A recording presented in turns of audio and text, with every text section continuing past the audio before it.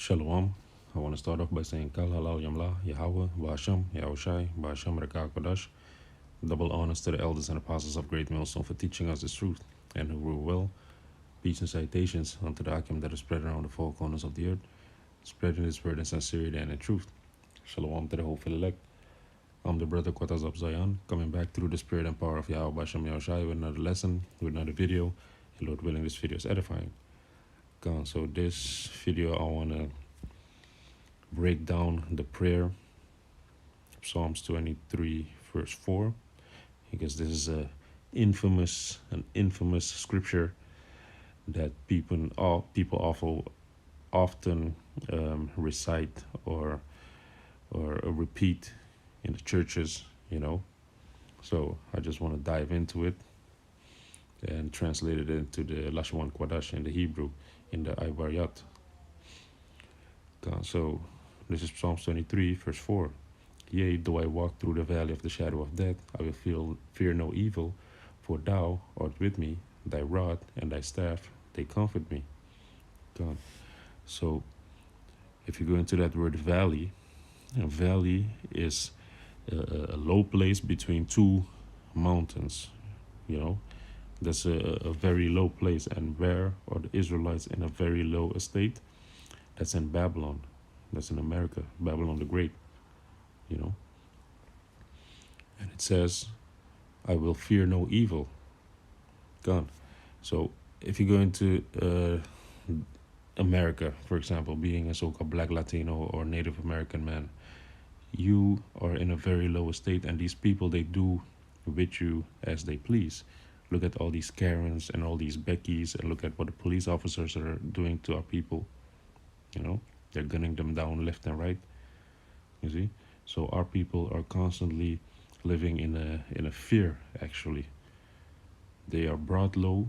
They are the lowest among the society. Even if a Chinese person, a Moabite comes, or an Indian person, an Elamite, they come into that country, they get a permit before a so-called Black, Latino, or Native American man.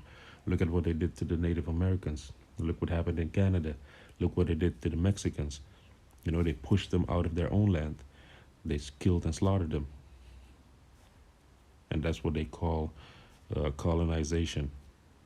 But these people were the original inhabitants of the lands, of that land, But still, they do with them as they please.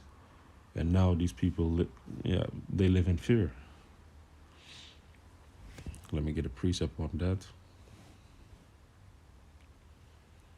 In the book of Psalms 138, verse 7. This is Psalm of David. And this is what he said when he was in trouble. This is Psalms 138, verse 7. Though I walk in the midst of trouble, thou wilt revive me. Thou shalt stretch forth thine hand against the wrath of my enemies, and thy right hand shall save me. So even though we are in a bad estate, the Most High is going to make sure that he's gonna save the ones that he loves, because King David, which if you go into that word, is Malak Dawada. Malak is king, and Dawada is David. And if you go further into that word, David, it means beloved. So the Most High, he saved King David, and he's going to do the same to the children of Israel, to the seed of Jacob. He's gonna protect them, and he's gonna revive them. Thou wilt revive me, meaning to bring back to life. We're not gonna be consumed by fear of what's gonna happen to our fleshly body, because we know that here we don't have a continuing city. So we are not supposed to set our mind upon things that we want to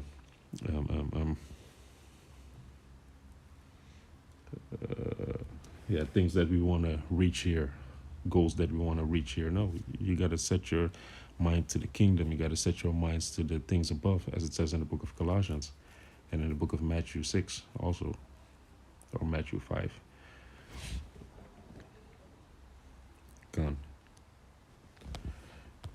So let's go to Deuteronomy 28, because this is also one of the curses that we were gonna fall under, that we would have fear, But now being brought back into the light, being brought back into the truth, you know, that fear is leaving us because we are resting in Yahweh Bashem Yahushai. We are trusting in Yahweh Bashem Yahushai.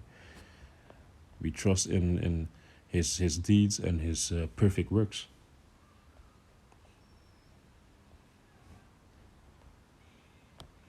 But this is one of the curses would that our people would suffer because they didn't follow Yahweh Bashem Yahushai with all gladness of heart.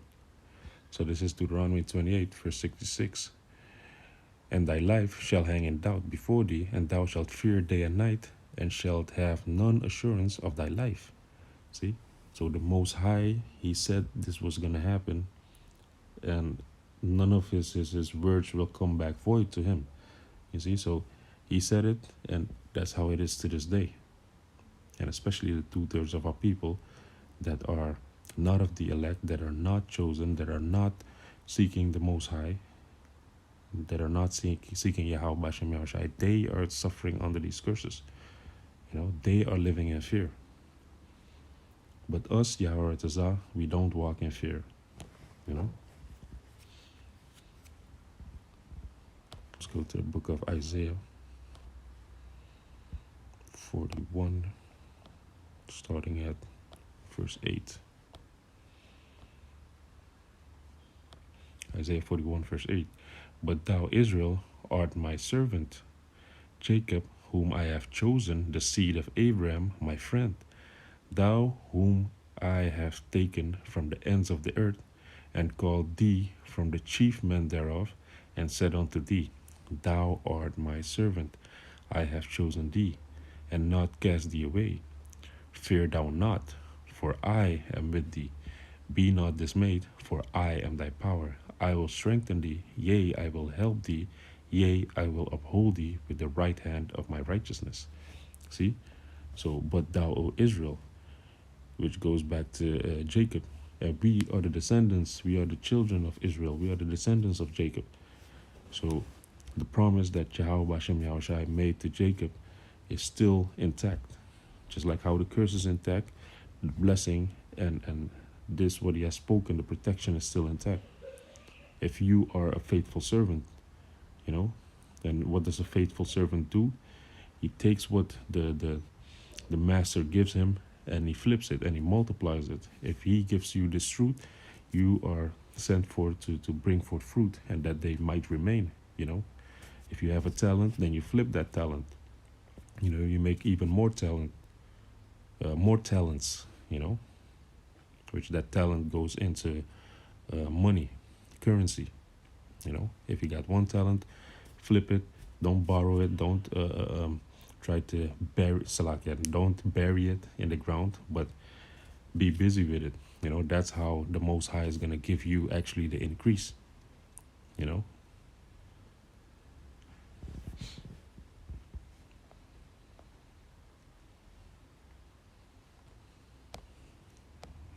me see. Salaka.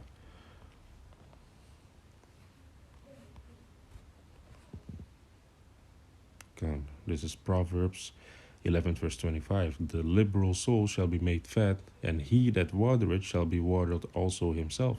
So you gotta be busy with the fruit. You gotta water the plants of the field, which are the Israelites. If you give them water, you yourself shall also be watered. The Most High is not gonna let you be depleted if you do this in sincerity and in truth. If you want to perfect the saints, So let's go back to Psalms 23, and it reads, Yea, though I walk through the valley of the shadow of death, which is Babylon the Great.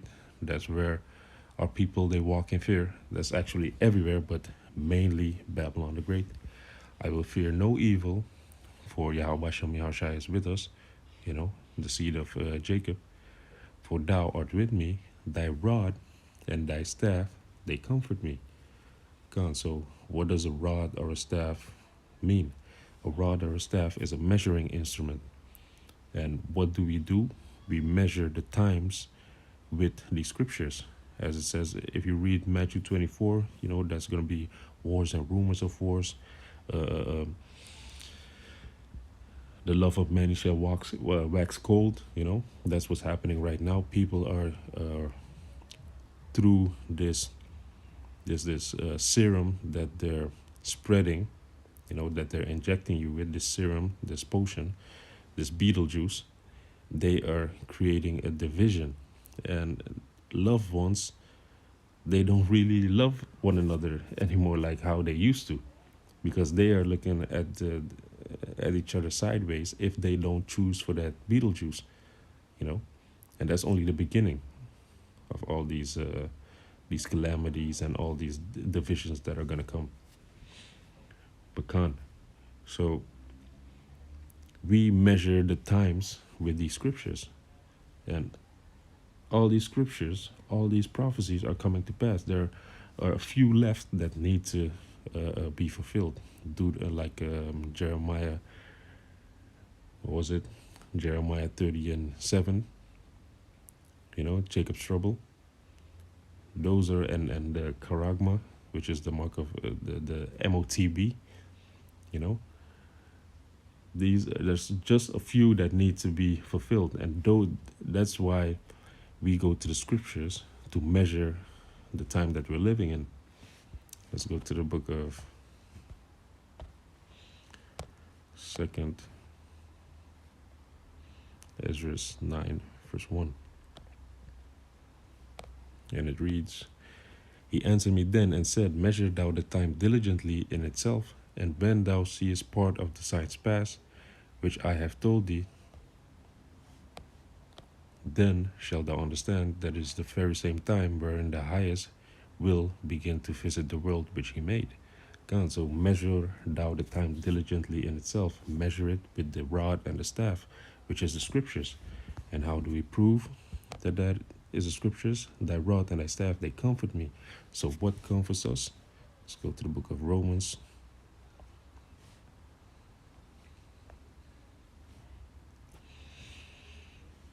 Romans 15, verse 4. And it reads, For whatsoever things were written aforetime were written for our learning, that we, through patience and comfort of the scriptures, might have hope. You see, so everything that was written aforetime, all the laws and the prophecies, they were written for our learning. The wisdom is for our learning. That's all contained in this Bible.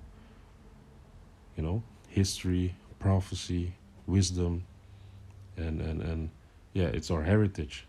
So that that we, through patience, meaning long suffering, and comfort of the scriptures, might have hope. So the scriptures, they comfort us. That's how we have hope. The hope unto salvation.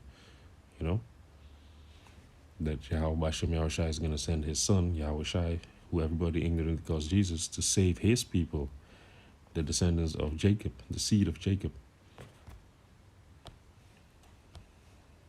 And let's go to 1 Maccabees 12, verse 9.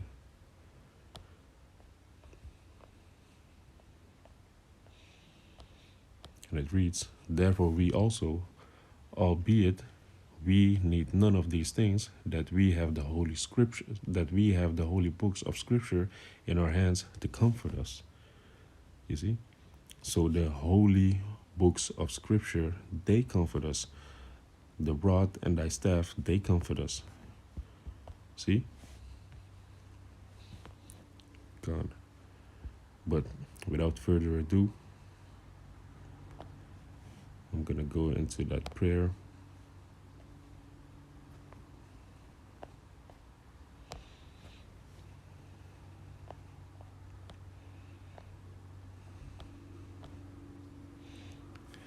God, so this is Psalms 23, verse 4. Yea, though I walk through the valley of the shadow of death, I will fear no evil, for thou art with me. Thy rod and thy staff, they comfort me.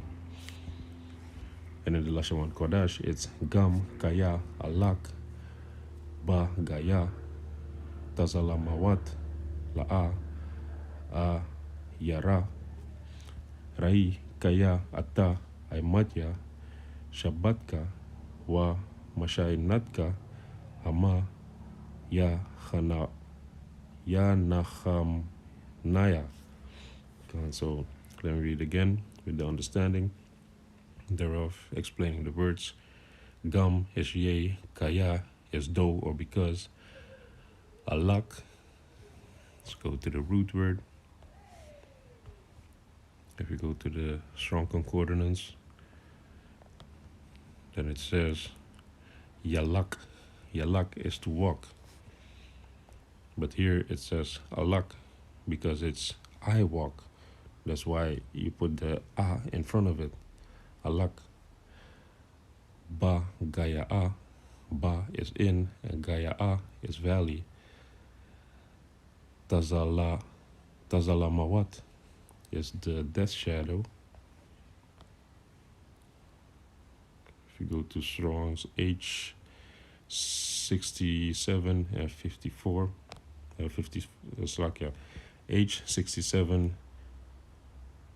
and 57, the outline of biblical usage says, death shadow, deep darkness, shadow of death. You see? Strong's definition explains shade of death, the grave, shadow of death, calamity.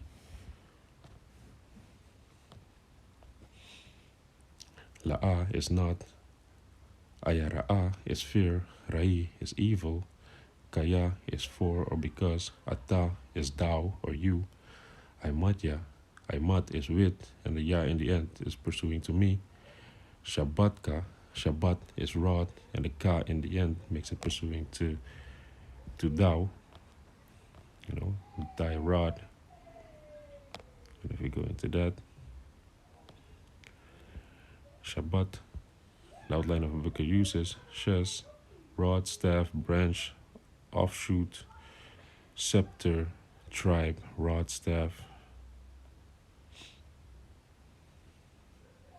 Let's go to the Strong's definition, meaning to branch off, scion, a stick, riding, fighting, ruling, walking, a clan, correction, dart, rod, scepter, tribe, gun. So it's a riding, it's a ruling,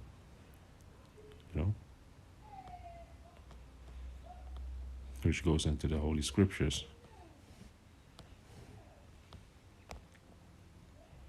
Wa mashainatka, wa is and, mashainat is staff, and the ga in the end makes it pursuing to thou, thy staff. Hama is they, ya nacham naya, ya nacham is comfort, and naya makes it pursuing to me. God. So this is the infamous scripture that the people in the churches use, that people know by heart, when they're in trouble, then this is what they often say.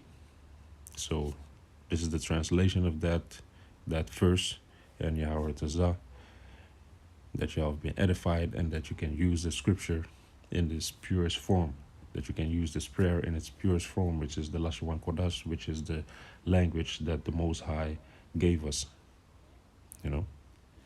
So with that, I hope this video is edifying, and I want to say Kal Halal Yamla, Yahweh, Ba'asham, Yahushai, Ba'asham Reka Kodash. Shalom Akim.